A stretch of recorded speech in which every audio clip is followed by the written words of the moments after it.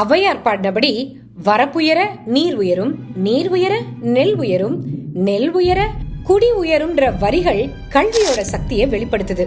இன்றைய ஈரோட்டு கூட்டத்துல வீர வசனங்களை பேசி தன்னோட சினிமா படப்பிடிப்ப குறிப்பிட்ட நேரத்துல நடத்தி முடிச்சிருக்காரு தாவேகா விஜய்.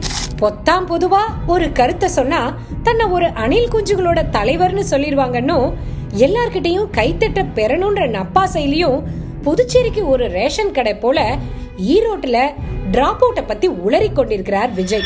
1967 முதல் அறிஞர் அண்ணா பற்ற வைத்த நெருப்பு துகள்கள்ல மிக முக்கியமானதா கருதப்படுவது இருமொழி கொள்கை. அந்த துகள்களோட தீபமா சுடர்விட்டு எரியும் அறிவு தீயா தமிழ்நாடு இன்று வரை இந்தியாவோட எந்த மாநிலமும் எட்ட முடியாத பல புரட்சிகளை செஞ்சு உயர்கல்வியில தமிழ்நாடு ஒளிர்ந்து கொண்டிருக்கிறது. ஸ்கூல் லெவல்லயே டிராப் அவுட்ஸ் அதிகமானது யாரோட ஆட்சியிலங்க? பசங்க பிள்ளைங்க யாரும் ஸ்கூல்ல சேரலன்னு சொல்லிட்டு எனக்கு தெரிஞ்சு 207 கவர்மெண்ட் ஸ்கூல்ஸ் மூடினது யாரோட ஆட்சியிலங்க? இதுல கல்வியில் சிறந்த தமிழ்நாடுன்னு டிராமா வேற.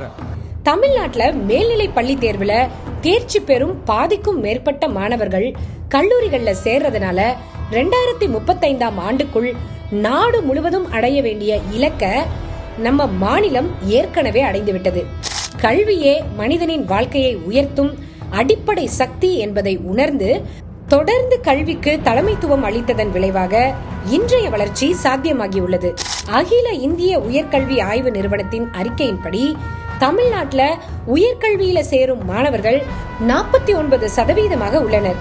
இது அகில இந்திய சராசரியை விட 2 மடங்கு அதிகம். படிச்சவன் அதிகமானவனா இருக்கிறதுனால பிஜேபியோட ஒவ்வொரு அடிக்கும் மக்கள் அவங்களோட பகுத்தறிவுனால பதிலடி கொடுத்துக்கிட்டே இருக்காங்க. இன்னைக்கு வரைக்கும் தமிழ்நாடு உயர்கல்வியில அடைஞ்சிருக்கிற சாதனைய வேற எந்த மாநிலமும் அடையாத நிலையில தமிழ்நாட்டுல வந்து டிராப் அவுட்ட பத்தி பேசும் விஜய் அவர்களே, நீங்களும் உங்க கட்சியும் தான் தமிழ்நாட்டு அரசியல் களத்திலிருந்து டிராப் அவுட் ஆக போற முதல் கட்சி.